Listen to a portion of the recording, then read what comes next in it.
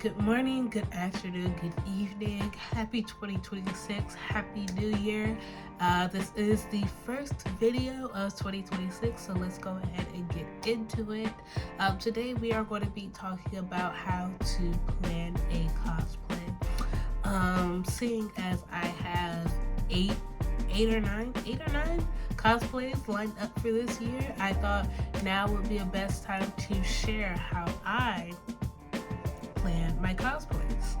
So if you are a person that wants to get into cosplay, or a person that wants to go to a convention, you just think that it's just something that you want to try this year, this might be the video for you. Step one is figuring out what you want, who you want to cosplay. So like my last video, I have like eight or nine people lined up that I want to cosplay. Whether you've been wanting to do it for a long time, or they're just a new character that you really want to do, knowing who you want to cosplay is like half the battle, right? Step two is figuring out how you are going to cosplay them. So there's two ways to do it. You can buy your cosplay or you can make it. I tend to make my cosplays, but since I moved here, I have been pondering buying my cosplays. One, because it's still hard for me to find fabric. Just like, it's not like there's a Joann's here, so it's pretty hard to find fabric for me to make. So I kind of have to like opt in for buying cosplays. But buying cosplays here is also a little bit tedious because my size, but that's not for everybody, right? In America, you could probably find a cosplay that is your size, but like I said, you have two ways of doing it. You can buy your cosplay or you can make your cosplay. For one of my characters, Simiyu from Gachi Yakuta, I am planning on buying most of her stuff. The only thing that I'm making is the accessories and the tank top. And for that, we can go into step 3, which is planning out your cosplay. Planning out your cosplay is actually very essential to cosplay, in my opinion, because of the fact of I am a type of person that wants everything to be cost effective, one, and two, I don't want to rush into something, mess it up, and then have to redo it. Especially sometimes if you're doing it for a convention, they have this thing called con crunch, and you're like a week before the convention, a night before the convention, a couple hours before the convention, and then you mess up something and you have to start all over again. Or you just don't have it done in time for the convention. You don't want that. For me, I kind of have a deadline because I don't want to spend an entire year on one simple cosplay. So I have like these certain makeshift deadlines in my head so that I can have them done and move on to the next thing, so that I don't have to spend all year on doing it. That being said, for Simiyu, for example, I do have like the pants, the shoes, the glasses I'm planning on buying. The only things that I'm not planning on buying are the accessories, like the emblem that she has or the bracelets. Because a part of planning the cosplay, I plan on making the emblem, because in the show her stuff is silver, her bracelets are silver, but I personally want to make them copper or gold because I don't like silver. But that being said, that is all a part of planning the cosplay. Another part of planning cosplay, which I think is also pretty cool, is adding your own twist into cosplay, adding your own style into cosplay. So with some of my cosplays that you probably see on Instagram, I do like to incorporate African fabric, or sometimes instead of using like building the outfit the way it's supposed to be. I kind of style it in my own way, just to kind of give it a more unique look to it. And I think that is pretty cool. It's besides just doing it cut and paste, you know. I think it kind of gives it, it makes your cosplay stand out above anybody else's. So if that is something that you would want to do, I would suggest doing it, because it also makes it pretty fun. Not only does it make it fun to make, but it also makes it fun to like walk around the convention or walk around the world, and just something that you've made and something that is your own style. So that is one thing you could do. Another thing that I plan on doing with Simu, like I said, trying to make it my own style, is her tank top, which is kind of like a two-tone tank top with a zipper down the middle. Now, I could just buy it, yes, but instead I decided to make it with pleather. And I decided pleather rather than actual leather because I feel like in their world, they would not have pleather, right? It's a trash, I mean, they wouldn't have leather, sorry. So it's a trash world. I wouldn't expect for them to have like leather or like gold, which is why I opted for copper. I feel like they would have more of copper than they would have gold. And yes, there could be leather, yes, there could be gold, but I don't think it would be enough to make like a tank top or to make accessories. So that's why I was like, okay, let's use pleather instead. I also think that that would not only be cost effective for me, but also cost effective for her. Because it's like, yeah, I want this shirt, but I'm not supposed to spin a leg and an arm on a shirt. So yeah, that is just like the way I envision it to be. So that is how I kind of like plan out the cosplays that I wanted to do. Another thing that you could do is if you're like planning to actually make your cosplays, like the whole thing head to toe from scratch, you can use Pinterest. Now back then I used Pinterest for almost all my cosplays. I loved using Pinterest because it gave me exactly what I was looking for, exactly what I wanted, and I could base my cosplays based off of what I was seeing. I also know that back then a lot of people, I don't know if you can do it now, but you could definitely try, is to get fashion magazines or magazines period and use clippings of outfits that you see in those magazines to help build your cosplay. And I say that I don't know if you can do it now because I know like not many people use magazines, so I don't know. Maybe you could try. I don't know. But that being said, those are two things that you can use as references to make your cosplay. Today, I don't really... I think that Pinterest is okay to use, yes. I would also kind of use other sources along with Pinterest, because with the rise of the lack of technology and the rise of AI, Pinterest is not what it used to be. Usually you could go on there and say, oh, I want to find a green ball gown with a sweetheart necklace. And back then you could find, oh, green ball gown, sweetheart neckline, sorry, and it will give you what you want. Today, it's like, okay, I'm gonna give you that, but also here's like 20 other things that you did not ask for. And it, on top of, now it also has like ads. So it makes Pinterest not that, I don't want to say credible, because it's not like you're like writing an essay, but it doesn't give, it's not giving what it used to give back then. So yes, you can use Pinterest, but I will also try and look for other outlets so that you can find or see, envision exactly what you need. Now, for my girlies that are like creatively inclined, you could, one thing that I like to do is draw out my cosplays. Now, when this was probably a little bit later into cosplay, I went to college for costume design, so a lot of the drawings that I have are kind of based off of school.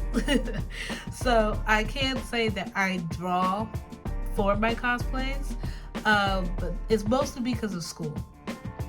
So yeah.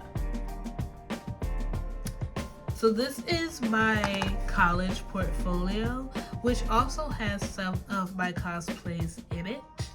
For example, I have, so this is the Anastasia that I was supposed to do with like the blue dress.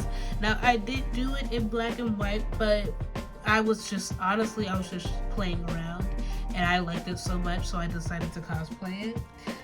The next thing I have is the Broadway version of Anastasia that I have also done. And as you can see, I've only done like a little bit of the designs. Let me see if I can put it. I did like a little bit of the designs just to give me an idea of what I want. Because at the time I did have the fabric for this, so I already knew what I wanted. The thing is that yes, I can draw a little bit, but I can't draw details. So I kind of just had to do what I could. And I can also do a little bit of the details that were here, just to, like I said, give me an idea of what I want, which is something that you can do with your cosplays, especially if you're doing something that's pretty big. So for example, one cosplay that I am planning on drawing, because I do want to make it, is Senku from Dr. Stone, except I'm doing the female version. So I want to draw it out so that I know exactly what I want, what I'm looking for, and how I want it to be done. Because I don't, like I said, don't want to go out, buy the materials, and then not have enough or not have exactly what I want. So another one that I have done, this is the one that I got an award for at Katsucon, which I'm still surprised till this day that I actually got that award, was Princess Tiana. This one is a little bit more detailed. She does not have an arm. I don't like drawing arms or hands unless need be. Oh well, she does have a little arm. Sorry, she does have one. But that being said, I have it's a little bit more detailed than the other ones would be, because I wanted it to, I'm looking at the dress, like her dress that's in the movie, and I'm looking at what I want. And like I said, because you can't really see what you want by using Pinterest or Google or TikTok or anything like that, you really have to draw what you are expecting from your dress so that you can get what you need. So yeah, drawing is another good element that you can use to kind of envision your cosplays and kind of prepare yourself for exactly what you want. Another character that I might draw is Inosuke, because I do like Inosuke and how simple his outfit is, but I kind of want to make it my own style, because I have to do anyways, because I have to do the female version and I also have to cover up. So trying to make that my own style, I might have to draw it, maybe, we'll see. But yeah, so you have choosing your cosplay, then you have planning your cosplay. Then you have, oh, well, how are you going to make your cosplay? Like I said, you have two ways of doing it.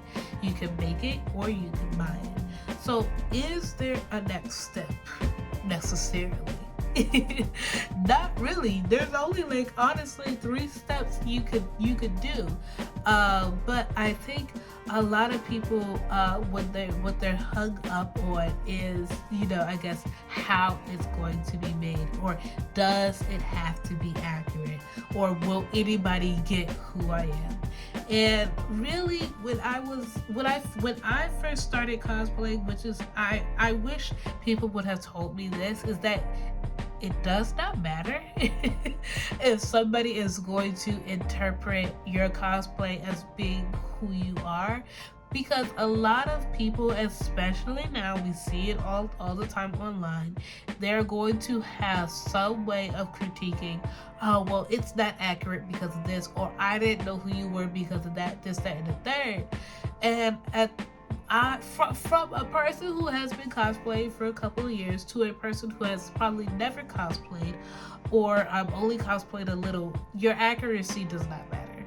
Your accuracy does not matter, right? Because, like I said, people are going to try and nitpick who you are until they're blue in the face. It does not matter.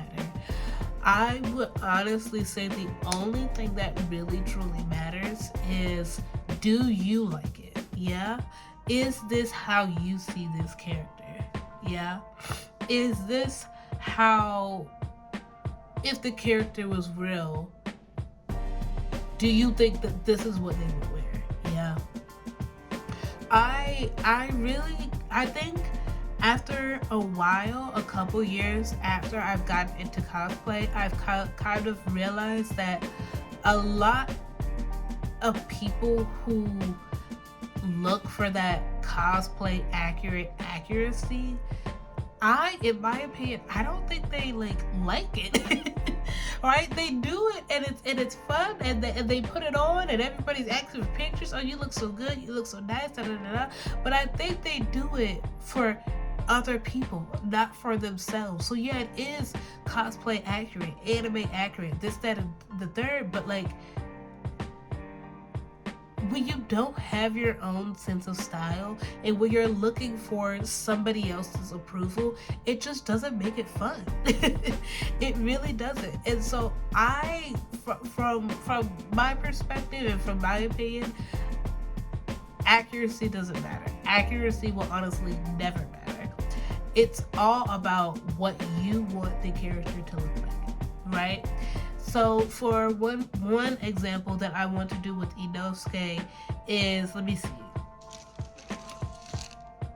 So Inosuke kind of has the little fur skirt here, and with fur, it's hit or miss. It can be full and it can be voluminous, but sometimes it's not. So instead of wondering what I'm going to do if the fabric that comes in is not full, what I'm going to do is just add African fabric to the top of it. Because my whole thing is that I have to kind of come up with a top anyways, so that I could wear Inosuke out. So why not just go ahead and make it my own by adding African fabric to the bottom? I think it would look cooler. Yeah. And so some people may say, oh well, that's not what something Inosuke would wear, but also I'm making Inosuke have locks, so it doesn't really matter. Right? Cosplay is whatever you want it to be. Now, if you do want it to be cosplay accurate, yeah, you have to go into those steps, and you really have to break down what you want the character to look like to make it cosplay accurate.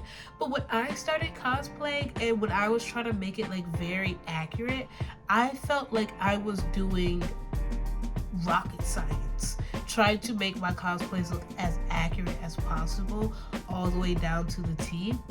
And I was like, yeah, this is not what I really want. It's not really what I want, and so I want to try and do something else that is going to be conducive to what I'm actually looking for. So doing a cosplay that I think would be better for me is way more beneficial than doing a cosplay that would be beneficial to other people's visualizations. Yeah, I remember there was this one time that I was dressed up. I think I was dressed up as Anastasia, and a lady came up to me and she said, "Oh, well, you have a nice Princess Tiana cosplay." I told her I wasn't Princess Tiana, and she explained down as to why she thought I was Princess Tiana, even though I was wearing a gold dress. Mind you, I've never seen the Princess and the Frog beforehand. All I knew is that Princess Tiana wore a green dress because it's Princess and the Frog. I wore a gold dress. So again, they are all going to give their own opinions as to what your cosplay should look like, right? But no matter if you bought it, no matter if you made it, no matter if you commissioned it, it is still going to be yours. So I feel like if you are going to wear it, make it your own style, right? Make it your, or no, it all depends on what you want. And that is something that I wish somebody had told me when I first started cosplaying, because I was really like stressing. I was really stressing. Oh my God, how am I going to do this? How is it going to be accurate? You know, will people know who I am? And then probably after like 3 years, 4 years of cosplaying, I was like, you know what? Forget it, because it doesn't matter. At the end of the day, it is just a hobby. So yeah. Now, if you are going to make your cosplays and you are really going to get into making cosplay, one suggestion I would have is to create kind of like a portfolio of fabric. I'm slowly starting my portfolio up again, but when I was in the United States, I had like a little box that I would have my fabric labeled, how much it was, where I got it from, how much I got, what the fabric is, so that I could go back to that and say, okay, well, if I want a fabric like this, I can go to this site. Or if I want a fabric like this, I can go to this store. Not only does that make it cost effective, but it also, you don't have to buy new fabric from a different store and that fabric doesn't turn out the way that the last fabric was, right? So I know that I got this from eBay. I know how much it was. I know how much I got, and I know who I used it for. So if I want to use this type of fabric again, I can just go to that site, get that fabric, and use it the same way I used the last one, or a new way, because I know that this is going to drape the way I want it to. It's going to have that see-through opacity. You can see through it. You know, it's going to have the effect that I want. You know, it's going to have all those qualities that I'm looking for, rather than going to a random store and hoping that it does what this does, right? Or I could go to the store and say, okay, I want something new because I want to try dyeing it. So this one, I tried dyeing it, it did get darker, but it didn't get to the color that I wanted, right? So I am going to go to a different store and try, kind of like get like a swatch, see if it dyes well. If it dyes better than this, then I'll try it and I'll make sure to label it. So labeling your fabric, and as well as labeling your accessories, is a great way of kind of keeping track of what you need, what you have, and what you want. So I know I got these online.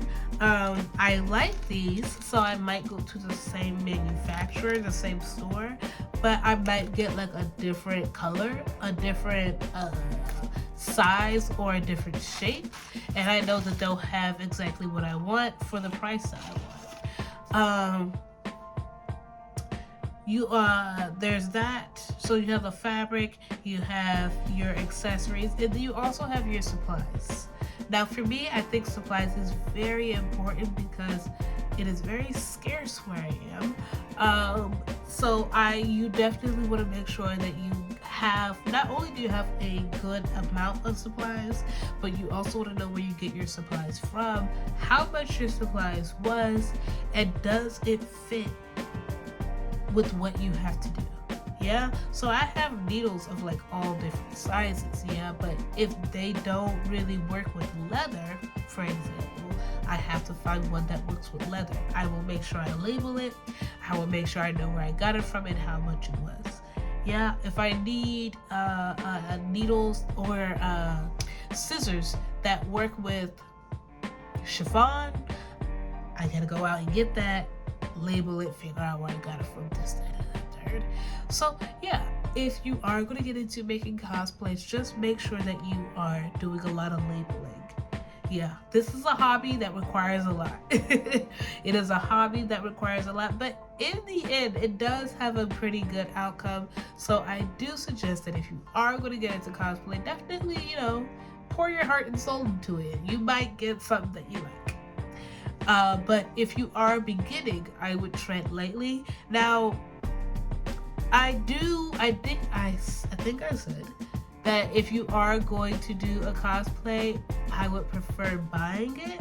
No, I did not say that. This is what I said. If you are going to do a cosplay, start with a simple cosplay, especially if it is your first cosplay. My preference is that my opinion is I want to start off with like a big cosplay, because I wouldn't know what to do. Now, if you know what to do, hey, you go for it. But if this is like your first time, you really don't know what to do, you're just trying to get your feet wet, I would start off with something simple. Maybe a school, like Assassination Classroom or Seiki, something simple, and then work your way from it.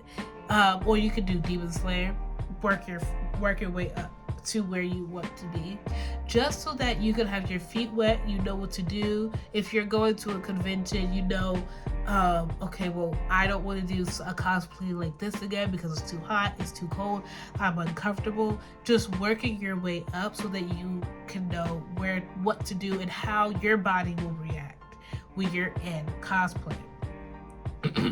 Now, if you're making your own cosplays, I do suggest that you get simple sewing patterns, like a simple t-shirt or a simple corset, simple skirt, because with those patterns and like the simplicity of it, you can make those patterns 50 different ways. So you can have a corset pattern, it's a simple corset pattern, but you can use that corset pattern 50 different ways to make 50 different cosplays. So yes, now me, I don't really like patterns. When I first started sewing, I did use patterns. I don't like using patterns. I have a whole spiel on that in a different video, but I don't like using patterns. But I do have to say is that if you've never sewn before, you want to get into sewing, use patterns. Use them. You should use them. I need to use them. I kind of like draft my own patterns, but if you haven't drafted a pattern, or you know nothing about patterns, I would suggest buying patterns. There are patterns that you can find on Pinterest that are free. I think it's called Mood Fabrics. They have like a whole directory filled with free patterns that you can use as well. But yeah, I think that Pinterest, Mood Fabrics, and there are a couple of other sites, I can't remember off the top of my head exactly what they are, that you could use to get free patterns. But yeah, starting off with sewing, I would suggest using patterns. Yeah, I think I have covered all my bases for this video.